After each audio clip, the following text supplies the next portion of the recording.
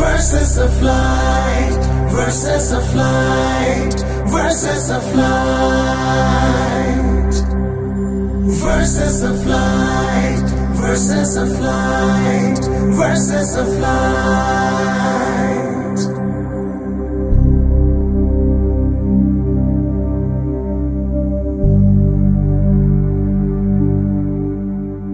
আসসালামু আলাইকুম ওয়া রাহমাতুল্লাহ। পবিত্র মাহে রমাদানে আল কুরআনকে আরও গভীরভাবে জানতে এবং জানাতে বাংলাদেশে প্রথমবারের মতো টিকে গ্রুপ আয়োজন করেছে ব্যতিক্রমী এক অনুষ্ঠান, পুষ্টি ভার্সেস অফ লাইট। কুরআন প্রতিযোগিতার এই সুন্দর আয়োজনে আমাদের সহযোগিতায় আছে গ্রিন বোর্ড, সুপার ডোরস, পুষ্টি গ্লোরি, পুষ্টি হ্যাপি টাইম, ইগল ঢেউটিন, প্রিমিয়ার সিমেন্ট, স্যামবন্ড, ইয়োপার, ফিলআপ, ফ্রুটিয়ানা, হোয়াইট ওয়াশ, রিজাইনা এবং সাফ ডিটারজেন্ট। দর্শক, শুরুতে চলুন দেখে আসি কোরআন মাজিদের আশ্চর্যজনক বিষয় নিয়ে পর্ব মিরাকলস অফ কোরআন। জেনে অবাক হবেন যে পবিত্র কোরআনের আয়াতগুলোর মধ্যে 19 সংখ্যাটি অত্যন্ত নিখুঁতভাবে দেয়া হয়েছে। যেমন আরবিতে বিসমিল্লাহির রহমানির রহিম লিখতে ঠিক 19টি অক্ষর লাগে। কোরআনে সূরা সংখ্যা 114টি। 114 সংখ্যাটি 19 দিয়ে বিভাজ্য। প্রথম সূরা আলাক নাজিল হয় তার অবস্থান শেষের দিক থেকে 19তম এবং 19টি শব্দ আছে। আয়াত সংখ্যাও 19টি। এই 19 সংখ্যা নিয়ে আল্লাহ তাআলা সূরা মুদ্দাসসিরে আলোচনা করেছেন। কেউ কিছু যোগ করতে বা কমাতে চাইলে 19-এর হিসাবে আটকে যাবে। কুরআনের এই সৌন্দর্যে অনুপ্রাণিত হয়ে বাংলাদেশে প্রথমবারের মতো ছেলে প্রতিযোগীর পাশাপাশি এই প্রতিযোগিতায় অংশগ্রহণ করেছে মেয়ে প্রতিযোগীরাও। সারা বাংলাদেশ থেকে অডিশন পর্ব শেষে আমরা পেয়েছি 36 জন প্রতিযোগী, আর তাদের তিলাওয়াত মূল্যায়নের জন্য আমাদের সাথে রয়েছে আন্তর্জাতিক খ্যাতিসম্পন্ন বিজ্ঞ বিচারক মণ্ডলী। প্রধান বিচারক হিসেবে আমাদের সাথে আছেন ইন্টারন্যাশনাল কোরআন রিসাইটেশন অ্যাসোসিয়েশন ইকরা এর প্রেসিডেন্ট এবং institute of Quranic science and phonetic এর প্রধান কারি শায়খ আহমদ বিন ইউসুফ আল আজহারি। আসসালামু আলাইকুম ওয়া রাহমাতুল্লাহি ওয়া বারাকাতুহু। আমাদের সাথে বিচারক হিসেবে আরও আছেন জর্ডান সরকারের শরিয়া এবং কোরআন শিক্ষা বোর্ডের চেয়ারম্যান ডক্টর হাতেম সুহাইমদ। আসসালামু আলাইকুম ওয়া রাহমাতুল্লাহি ওয়া বারাকাতুহু। আমাদের সাথে আরও আছেন দারুল কারার গাজীপুর মসজিদের সম্মানিত খতিব হাফেজ মাওলানা আব্দুল কাদের রহমানী। আসসালামু আলাইকুম ওয়া রাহমাতুল্লাহ। আমাদের সাথে আজকের পর্বের বিশেষ অতিথি হিসেবে আছেন বিশিষ্ট শিক্ষাবিদ ডক্টর আবুল ফাতাহ মোহাম্মদ মহিউদ্দিন স্যার। আসসালামু আলাইকুম ওয়া রাহমাতুল্লাহি ওয়া বারাকাতুহু। পুষ্টি ভার্সেস অফ লাইট প্রতিযোগিতার প্রথম বিজয়ী পাচ্ছে নগদ 5 লক্ষ টাকা অর্থ পুরস্কার, দ্বিতীয় বিজয়ী পাচ্ছে নগদ 3 লক্ষ টাকা, আর তৃতীয় বিজয়ী পাচ্ছে নগদ 2 লক্ষ টাকা পুরস্কার। বিজয়ীদের জন্য আরও থাকছে আন্তর্জাতিক বিশ্ববিদ্যালয়ে সম্পূর্ণ স্কলারশিপে পড়াশোনা সহ ওমরা পালনের সুযোগ। এছাড়াও সকল বিজয়ীদের জন্য থাকছে নগদ অর্থসহ টিকে গ্রুপের সৌজন্যে আকর্ষণীয় পুরস্কার। আজকের পর্বে 6 জন প্রতিযোগী অংশগ্রহণ করবে। প্রথমে ডেকে নিচ্ছি কুমিল্লা থেকে আগত মার্কাজুত তাজভিদ ইন্টারন্যাশনাল হিফজ মাদ্রাসার ছাত্র হাফেজ মোহাম্মদ আশরাফুল ইসলাম।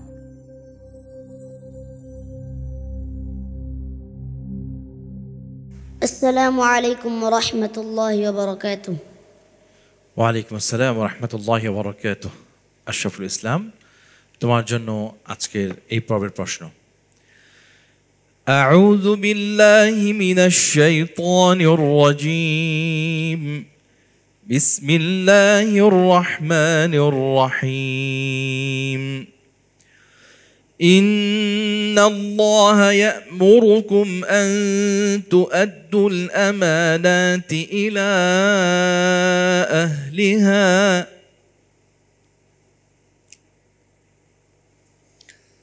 أعوذ بالله من الشيطان الرجيم.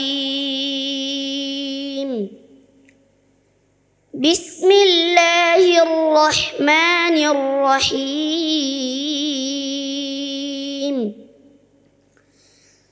إن الله يأمركم أن تؤدوا الأمانات إلى أهلها وإذا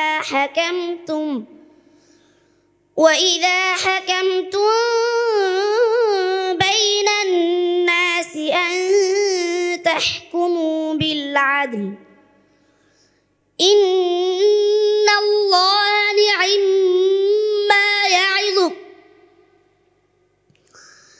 إن الله نعم ما يعظكم به إن الله كان سميعا بصيرا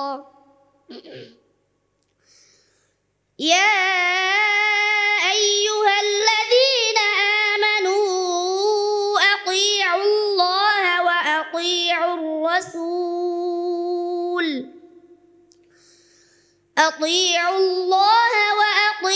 الرسول وأولي الأمر منكم فإن تنازعتم في شيء فردوه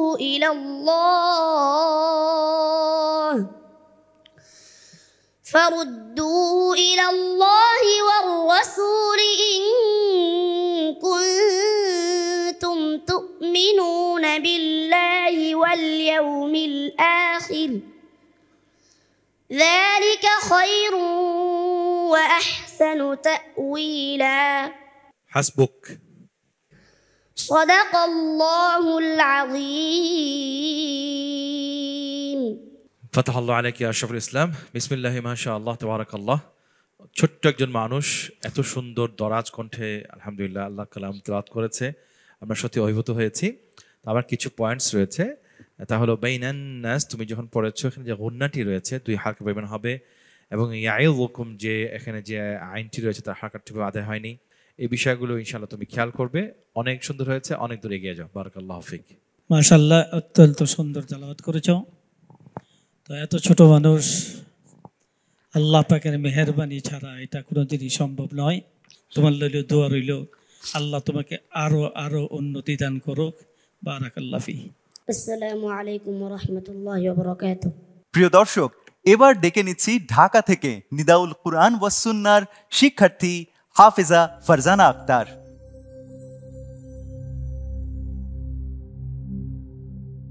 السلام عليكم ورحمة الله وبركاته. وعليكم السلام ورحمة الله وبركاته. أهلا وسهلا فرزانا. اقرأ من قوله تعالى: يا أيها الذين آمنوا أطيعوا الله ورسوله ولا تولوا عنه وأنتم تسمعون. أعوذ بالله من الشيطان الرجيم. بسم الله الرحمن الرحيم. يا أيها الذين آمنوا أطيعوا الله ورسوله ولا تولوا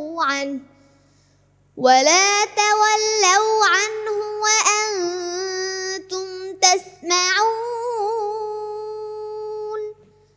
ولا تكونوا كالذين قالوا سمعنا وهم لا يسمعون. إن شر الدواب عند الله الصم البكم الذين لا يعقلون. ولو علم الله فيهم خيرا لأسمعهم ولو أسمعهم لتولوا وهم معرضون.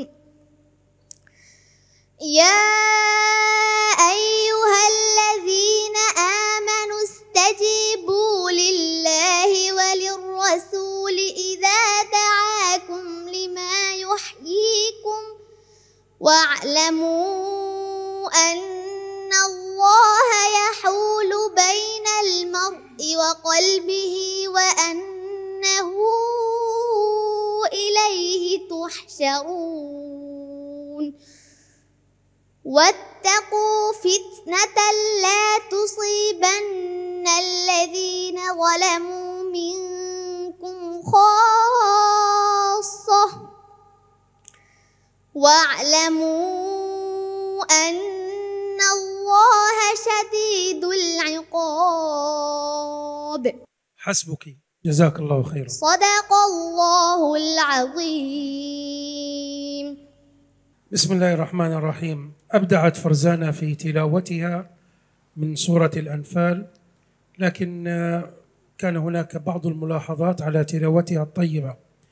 بداية المدود لم تكن في ميزان واحد. মাশাআল্লাহ ফারজানা অত্যন্ত চমৎকার তিলাওয়াত ছিল। তবে আমাদের জনের সম্মানিত বিচারক কিছু মুলাহাজাত তোমাকে দিয়েছেন। তিনি বলেছেন যে তোমার মাদগুলোর ক্ষেত্রে কম বেশ হয়েছে, তার যে নিয়মগুলো রয়েছে সেই নিয়মগুলো পরিপূর্ণভাবে ঠিক আদায় হয়নি। অনুভূতি ওয়াকুম যে শব্দটি এসছে এখানে তোমার তাকলিল হয়েছে। তাকলিল ইমাম হাফসের রিওয়ায়াতের মধ্যে তাকলিল নেই, এটি ইমাম ওয়ারশের মধ্যে রয়েছে। অনুভূতি তিনি বলেছেন তুমি শুরু করেছো মিনাত তাইয়্যিবাত, কিন্তু এখানে শুরু না করে তার একটি বা দুটি শব্দ আগে থেকে শুরু করলে অর্থটা এখানে সুন্দর হতো। আর আমার যে মুলাহাজাতগুলো রয়েছে তা হলো তুমি যখন থেমেছো আন, এখানে হাটা তোমার একেবারে অস্পষ্ট ছিল। ফিল আরদি যে দাত তোমার অস্পষ্ট ছিল, এবং আইয়াতাখাত্তাফাকুম যখন তুমি পড়বে এখানে এই শব্দটিকে নাকের মধ্যে নিবে, অর্থাৎ যে গুন্নার যে তোমার মাখরাজ রয়েছে খাইশুম, এই খাইশুম থেকে আদায় করতে হবে। অনেক সুন্দর হয়েছে, অনেক দূর এগিয়ে যাও, অনেক দোয়া রইল। আসসালামু আলাইকুম ওয়া রাহমাতুল্লাহি ওয়া বারাকাতুহু। দেখছেন পুষ্টি ভার্সেস অফ লাইট। সময় হয়েছে ছোট্ট একটি বিরতি নেয়ার। ফিরছি বিরতির পর।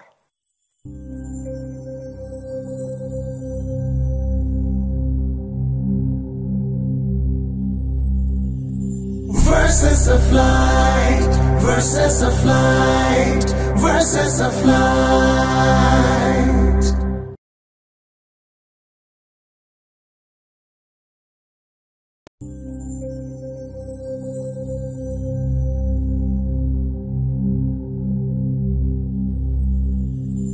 Verses of light, verses of light, verses of light.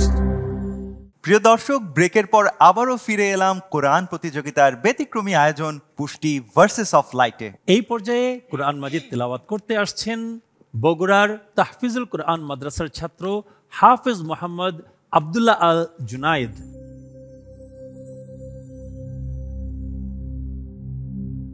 আসসালামু আলাইকুম ওয়া রাহমাতুল্লাহি ওয়া বারাকাতুহু। ওয়ালাইকুম আসসালাম ওয়া রাহমাতুল্লাহি ওয়া বারাকাতুহু। তোমার জন্য প্রশ্ন। আউযু বিল্লাহি মিনাশ শাইতানির রাজীম। বিসমিল্লাহির রহমানির রহিম। إنما كان قول المؤمنين إذا دعوا إلى الله ورسوله.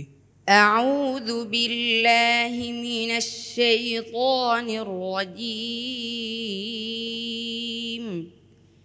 بسم الله الرحمن الرحيم.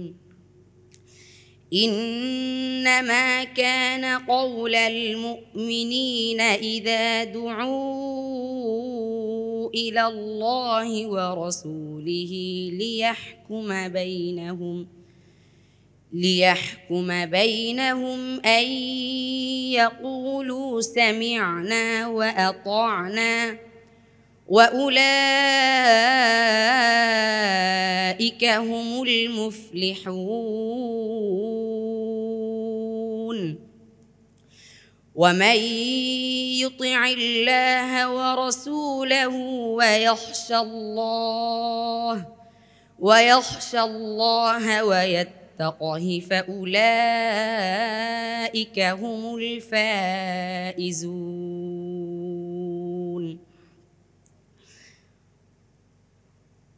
وأقسموا بالله جهد أيمانهم لئن أمرتهم ليخرجن قل لا تقسموا طاعة معروفة إن الله خبير بما تعملون قل أطيعوا الله وأطيعوا الرسول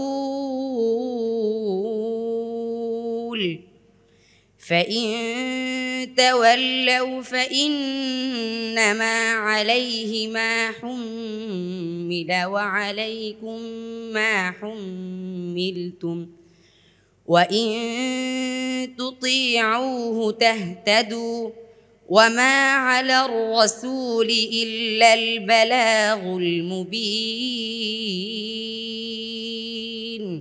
حسبك صدق الله مولانا العظيم মাশাআল্লাহ, তোমার তেলাওয়াত অত্যন্ত অত্যন্ত সুন্দর হয়েছে এবং ভালো তেলাওয়াত করেছো। সকলকে ধন্যবাদ। আসসালামু আলাইকুম ওয়া রাহমাতুল্লাহ। আব্দুল্লাহ, মাশাআল্লাহ, তোমার তেলাওয়াত সুন্দর হয়েছে, তবে আমরা যেটা চাই আরো সুন্দর হোক, তাই না? তো এই জন্য আমি তোমাকে কিছু লাহাজাত বলছি। ওমাই ইউতাই, আমরা এখানে যে ইয়া এর যে দম্মাটি সুন্দরভাবে আদায় হয়নি, পরিপূর্ণ আদায় হয়নি। ওয়ায়াখশা লায়াখরুজুন খবিয়রুন এবং খাউফিহিম, এই যে শব্দগুলো এসছে এর মধ্যে খ যে হরফটি এসছে, এই খটাকে স্পষ্ট করতে হবে। তো অনেকটা হায়ের মতো আওয়াজ আসে, এটা যেন না আসে। কেমন? অনেক দূর হলো, অনেক দূরে গিয়ে যাও। আসসালামু আলাইকুম ওয়া রাহমাতুল্লাহি ওয়া বারাকাতুহু। প্রিয় দর্শক, অনুষ্ঠানের এই পর্বে আমরা কোরআন এবং বিজ্ঞানের গবেষণামূলক আলোচনা শুনে নিব প্রফেসর ডক্টর চৌধুরী মাহমুদ হাসান স্যারের কাছ থেকে। বিসমিল্লাহির রহমানির রহিম। আজকে আরেকটি আয়াত পাঠ করছি, অর্থ যেটা আল্লাহ তাআলা সূরা নূরের 40 নম্বর আয়াতে আল্লাহ বলছেন, বাংলা ট্রান্সলেশন হচ্ছে, তোমাদের কর্ম অথবা তোমাদের কর্ম অথবা তাদের কর্ম প্রমত্ত সমুদ্রের বুকে, এটা একটা এক্সাম্পল দিয়েছে। তাদের কর্ম কি এক্সাম্পল হচ্ছে সেটাই, প্রমত্ত সমুদ্রের বুকে গভীর অন্ধকারের ন্যায়, যাকে উদ্বেলিত করে তরঙ্গের উপর তরঙ্গ, যার উপরে ঘন কালো মেঘ আছে, একের উপর এক অন্ধকার। যখন সে তার হাত বের করে তখন তাকে একেবারেই দেখতে পায় না। আল্লাহ যাকে জ্যোতি দেন না তার কোনো জ্যোতিই নেই। এটা উদাহরণ দিয়েছে কাফেরদের জন্য, তাদের যে এই কুফরি করছে, তারা যে ডার্কনেসের ভিতর আছে, সে ডার্কনেসটা বোঝানোর জন্য আল্লাহ সুবহানাহু ওয়া তাআলা সমুদ্রের বুকের গভীর অন্ধকারের ন্যায় দিয়েছে, যে সেখানে সমুদ্রের বিভিন্ন তরঙ্গ আমরা জানি আছে। যখন মেঘমালা থাকে, মেঘ থাকে, তখন সমুদ্রের ভিতরে যত তরঙ্গ থাকে আরও যদি ভিতরে যাওয়া হয়, একটার উপর একটা অন্ধকার, একটার উপর অন্ধকার। এবং এইটার ফাইন্ডিংসটা হচ্ছে আসলে সমুদ্রের তলদেশে পানি ভিতরে সূর্য ঢুকতে পারে না। নর্মালি তো মেঘ, তার উপর আলো ঢুকতে পারে না, যার জন্য নিচে অনেক বেশি অন্ধকার থাকে। এবং সে অন্ধকারের উপর অন্ধকার দিয়েই আমাদেরকে বলেছেন এবং শিক্ষা দিয়েছেন যে আল্লাহ যাকে আলো দেন না তাকে কেউ আলো দিতে পারে না। সেখানে গাছপালা উদ্ভিজও কম জন্মগ্রহণ করে। এইটি একটি সায়েন্টিফিক ব্যাপারে বিজ্ঞানসম্মত, যে বৈজ্ঞানিক দ্বারা প্রমাণিত হয়েছে যে পানির অনেক গভীরে আলো পৌঁছতে পারে না। অতএব এখান থেকেও আমরা যে শিক্ষা গ্রহণ করি, আল্লাহ আমাদেরকে এটা বোঝার তৌফিক দান করুক। আসসালামু আলাইকুম। প্রিয় দর্শক, ইতোমধ্যে আমরা 3 জন প্রতিযোগীর তিলাওয়াত শুনে নিয়েছি, আর এবার তিলাওয়াত শোনাতে আসছেন ঢাকার তাহসিন ইন্টারন্যাশনাল হিফজ মাদ্রাসার শিক্ষার্থী হাফেজ মোহাম্মদ আব্দুল মাজিদ নাদিম।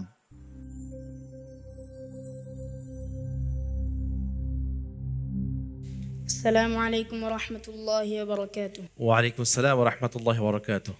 আব্দুল মাজিদ, তোমার জন্য প্রশ্ন। أعوذ بالله من الشيطان الرجيم. بسم الله الرحمن الرحيم.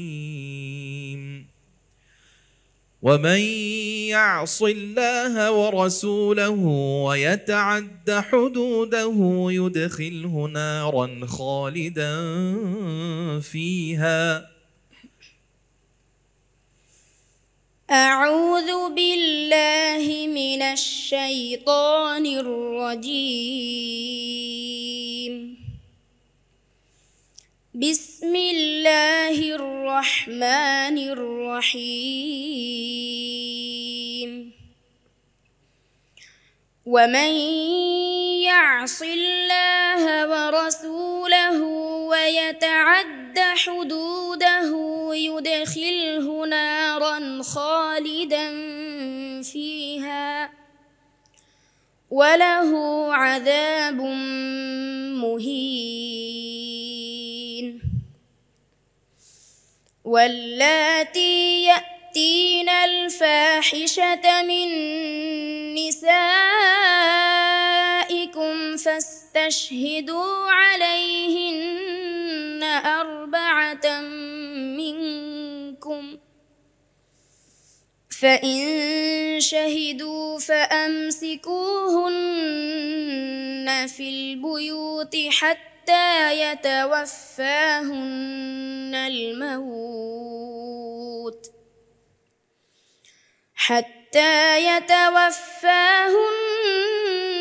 الموت أو يجعل الله لهن سبيلا واللذان يأتيانها منكم فآذوهما فإن تابا وأصلحا فأعرضوا عنهما إن الله كان توابا رحيما حسبك. صدق الله العظيم. بسم الله الرحمن الرحيم. بصراحة أبدع عبد المجيد، يعني يكاد قراءته لا يوجد بها أخطاء واضحة। মাশাআল্লাহ আব্দুল মজিদ, তোমার তেলাওয়াত অত্যন্ত সুন্দর হয়েছে, চমৎকার হয়েছে। আমাদের জর্ডানের সম্মানিত বিচারক তিনি বলেছেন এই পর্যন্ত যে কয়জন কম্পিউটার এসছে তাদের মধ্যে তুমি অন্যতম বেস্ট একজন পার্টিসিপেন্ট ছিলে মাশাআল্লাহ। তিনি বলেছেন যে তোমার অনেক শব্দ উচ্চারণ স্পষ্ট, পরিষ্কার উচ্চারণ মাশাআল্লাহ, এবং তোমার এই তেলাওয়াতের মধ্যে একটা হৃদয়স্পর্শী একটা বিষয় রয়েছে, খুব ধীরস্থিরভাবে তোমার যে তেলাওয়াত সেটির মধ্যে রয়েছে মাশাআল্লাহ। তিনি শুধু একটি ভুলের কথা বলেছেন, তুমি শুরু করেছো ইন্নী তুতুল আন, এটা শুরু না করে কলা থেকে শুরু করলে এটা সুন্দর হতো। আর আমার তরফ থেকে তোমার জন্য একটি মুলাহাজা হলো আরবাআতাম মিনকুম, এই শব্দের খুব দ্রুত আদায় হয়েছে। এটা আগের যে স্কেল, আগের যে টেম্পো, এটা ধরে রেখে ওই ইয়েতে তোমার পড়াটা উচিত ছিল। কেমন? এই বিষয়গুলো ইনশাআল্লাহ খেয়াল রাখবে। অনেক দূর এগিয়ে যাও। বারাকাল্লাহু ফিক। আসসালামু আলাইকুম ওয়া রাহমাতুল্লাহি ওয়া বারাকাতুহু। প্রিয় দর্শক, দেখছেন পুষ্টি ভার্সেস অফ লাইট। সময় হয়েছে ছোট্ট একটি বিরতি নেয়ার। ফিরছি বিরতির পর।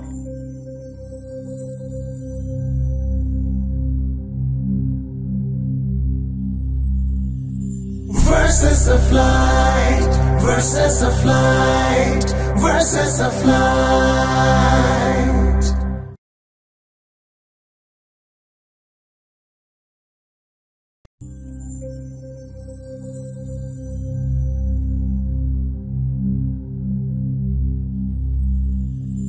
Versus of light, versus of light, versus of light. বিরতির পর আবারও ফিরে এলাম পুষ্টি ভার্সেস অফ লাইট কোরআন প্রতিযোগিতার ব্যতিক্রমী এই আয়োজনে। সুপ্রিয় দর্শক, এই পর্যায়ে তিলাওয়াত শোনাতে মঞ্চে আসছেন কুমিল্লার তাহফিজুল কোরআন মাদ্রাসার ছাত্র হাফেজ মাহমুদুল হাসান।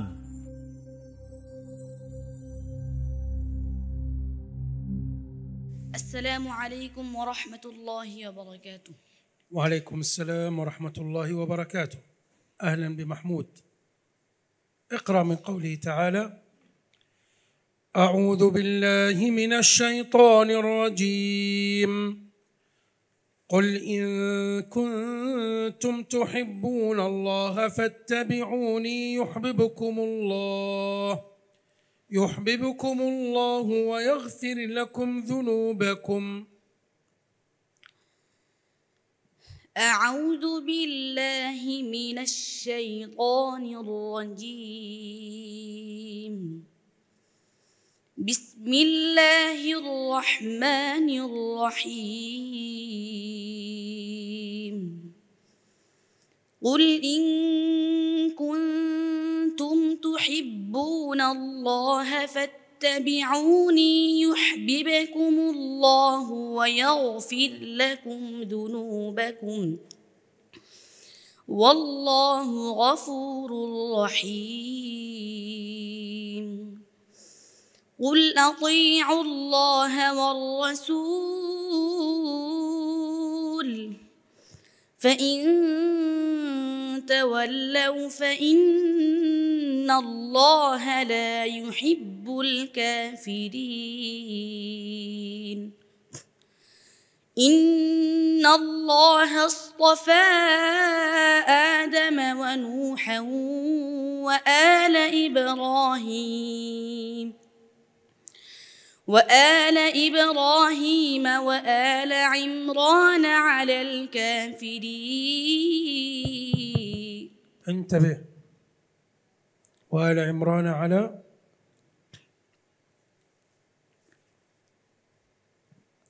إن الله اصطفى إن الله اصطفى آدم ونوحا وآل إبراهيم وآل عمران على الكافرين. إن الله اصطفى آدم ونوحا وآل إبراهيم وآل عمران على العالمين. إن الله اصطفى آدم ونوحا وآل إبراهيم وآل عمران على العالمين ذرية بعضها من بعض والله سميع عليم.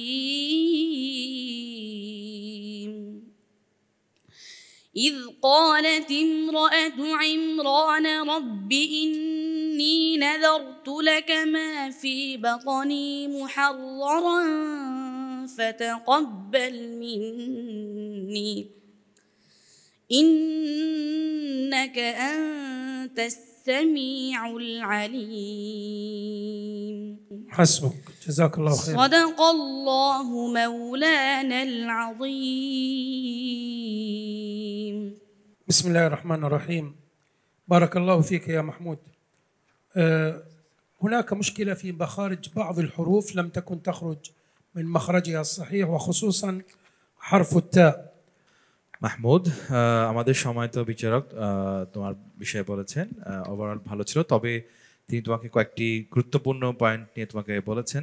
তার মধ্যে অন্যতম হলো যে তোমার কিছু হরফ উচ্চারণের সময় অস্পষ্টতা তিনি পেয়েছেন, যেমন আত্তা যে হরফগুলো আছে সেগুলো তোমার অস্পষ্ট, যেমন ইমরাতু, তারপর তোমার ধরো আত ক্বালাত, এই শব্দগুলোর মধ্যে অনুরূপভাবে তুমি শুরু করেছো ওয়াজুরিয়াতুহা মিনাশ শাইতানির রাজিম। এটা আসলে একদম তাজবিদের পরিভাষায় বলা হয় কবিহ, এটা মানে খুব খারাপ একটা, তোমার এটা বলা হয় যে ইবতিদা। তার কারণটা হচ্ছে অর্থটা পুরোপুরি চেঞ্জ হয়ে গেছে, তো এটার দিকে অর্থ দিকে খেয়াল করে তোমার পড়া উচিত ছিল। আসলে তোমরা শুধুমাত্র হাফেজ ইনশাআল্লাহ যখন আলেম হবে অর্থগুলো জানবে, বুঝবে, তাফসীর তোমরা ইনশাআল্লাহ পড়বে, জানবে ইনশাআল্লাহ। এইটা যেন না হয় খুব খেয়াল করবে ইনশাআল্লাহ। অনেক দূরে অনেক দূরে গিয়ে যাবে। বারাকাল্লাহু ফিক। আসসালামু আলাইকুম ওয়া রাহমাতুল্লাহি ওয়া বারাকাতুহু। প্রিয় দর্শক, অনুষ্ঠানের এই পর্যায়ে আসছে আজকের প্রতিযোগিতার সর্বশেষ প্রতিযোগী, বন্দরনগরী চট্টগ্রামের আল কুরআনুল কারীম ইনস্টিটিউট থেকে হাফেজ মোহাম্মদ মিকদাদ বিন সালাহউদ্দিন।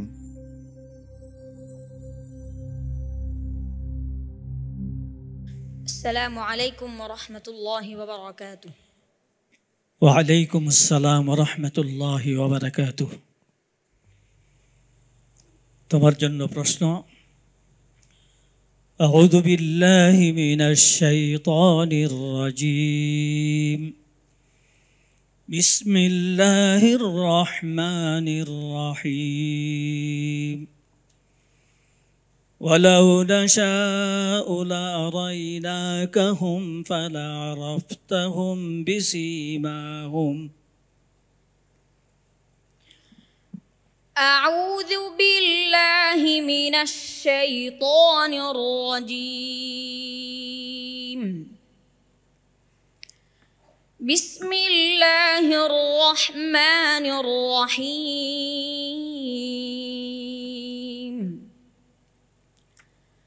ولو نشاء لأريناكهم فلعرفتهم بسيماهم ولتعرفنهم في لحن القول والله يعلم أعمالكم ولنبلونكم حتى نعلم المجاهدين منكم والصابرين ونبلو أخباركم إن الذين كفروا وصدوا عن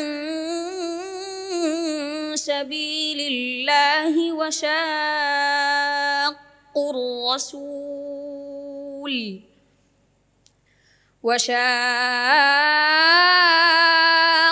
الرسول من بعد ما تبين لهم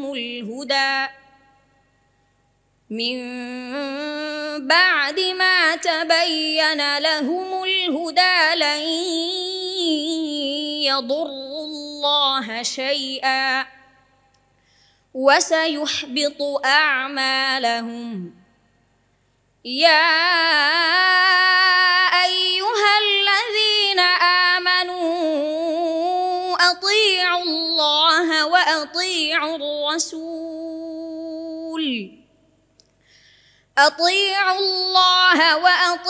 الرسول ولا تبطلوا أعمالكم حسبك صدق الله العظيم بسم الله الرحمن الرحيم. بارك الله فيك يا مقداد. مشكلة عند مقداد أنه كان يبالغ في الغنن ويبالغ في المدود إلا أنه عندما جاء إلى المد اللازم لم يبالغ فيه. মিকদাদ মাশাআল্লাহ তাবারাকাল্লাহ। আমাদের জর্ডানের সম্মানিত বিচারক তিনি তোমাকে কয়েকটি মুলাহাজাত বলেছেন। তা হলো তুমি যখন পড়েছো তোমার গুন্নাগুলো অতিরিক্ত হয়েছে, 2 হারাকাত যে অতিরিক্ত হয়েছে, এবং তিনি বলেছেন ওয়ালেন আবলুন তুমি শব্দটি পড়েছো তখন কিন্তু পুরো শব্দরে তোমার কলকলার মতো হয়েছে, এখানে শুধু বা হরফটি এখানে কলকলা হবে। অনুরূপভাবে ওয়াশাক ওখানে যে মাদ্দে লাজিম কালিমি মুসাক্কালটি এসছে রিসিট হারাকাত হবে, এটি পরিপূর্ণভাবে আদায় হয়নি। অনুরূপভাবে আমার তরফ থেকে তোমার মুলাহাজাত হলো তুমি বা রকম যে খাট এসছে এটি আর তাফখিম হবে, মোটা হবে। মিনকুম এখানে যে ইখফাটি এসছে এটি নিম্ন স্তরে আদায় হবে। কেমন? তো এই বিষয়ে তোমাকে আরেকটু পরিশ্রম করতে হবে, মেহনত করতে হবে। তোমার অনেক দোয়া রইল। আসসালামু আলাইকুম ওয়া রাহমাতুল্লাহি ওয়া বারাকাতুহু। প্রিয় দর্শক, প্রতিযোগিতার স্বার্থে 2 জনকে আমাদের এই রাউন্ড থেকে বিদায় বলতে হবে। বাকি 4 জন চলে যাবে পরবর্তী রাউন্ডে। কিন্তু তার আগে আজকের এই আয়োজন এবং তেলাওয়াত কেমন লাগলো তা জেনে নিতে চাই আমাদের বিশেষ অতিথি মহোদয়ের কাছ থেকে। টিকে গ্রুপ কে আমরা ধন্যবাদ জানাবো আজকের এই সুন্দর একটা অনুষ্ঠান জাতিকে উপহার দেওয়ার জন্য। অত্যন্ত সুন্দর একটা প্রোগ্রাম হয়েছে এবং মাশাআল্লাহ যারা পার্টিসিপেন্ট ছিল, হাফিজ, যারা কম্পিটিটরস, তারা খুব ছোট কিন্তু খুব সুন্দর সাবলীল চমৎকারভাবে তারা কোরআন মাজিদের তেলাওয়াত আমাদেরকে শুনিয়েছেন। এটা থেকে বড় পাওয়া আর কিছু হতে পারে না। এবং সবাইকে ধন্যবাদ। আসসালামু আলাইকুম ওয়া রাহমাতুল্লাহ। দর্শক, আমাদের কাছে এরা সবাই বিজয়ী, যারা আজকে বিদায় নিচ্ছে তারাও বিজয়ী।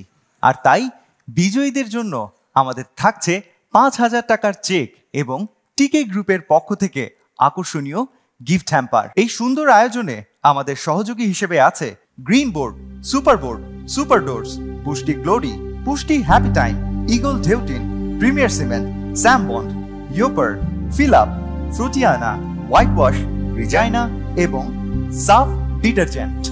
দর্শক, আর অপেক্ষা নয়, এবার জেনে নিব আজকের প্রতিযোগিতার 34তম এবং 33তম বিজয়ীদের নাম। তাদের নাম ঘোষণার জন্য মঞ্চে ডেকে নিচ্ছি হাফেজ মাওলানা আব্দুল কাদের রহমানী শাইখকে।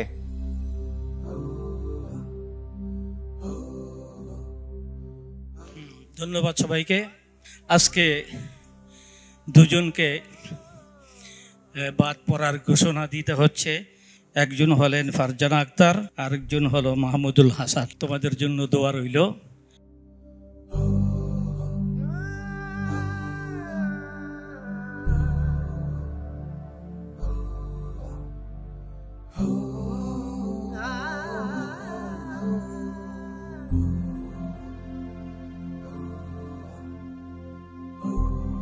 সম্মানিত দর্শক, আজকের আলোচনার মূল প্রতিপাদ্য ছিল আনুগত্য। পরিবার, সমাজ এবং রাষ্ট্রের সকল ক্ষেত্রে আনুগত্য কিন্তু একটা অপরিহার্য বিষয়। কোনো এক ক্ষেত্রে যদি আনুগত্যের অভাব হয় তাহলে আইন এবং শৃঙ্খলা বলতে কোনো কিছু আর থাকে না। এবং আল্লাহ এবং রাসূল সাল্লাল্লাহু আলাইহি ওয়া আলিহি ওয়াসাল্লামের আনুগত্য কিন্তু ফরজ। সম্মানিত দর্শক, ইফতারের সময় অতি সন্নিকটে। ইনশাআল্লাহ আগামীকাল আবারও আমরা আসব পুষ্টি ভার্সেস অফ লাইট হিফজুল কোরআন প্রতিযোগিতার আরেক পর্বে। আসসালামু আলাইকুম ওয়া রাহমাতুল্লাহি ওয়া বারাকাতুহু।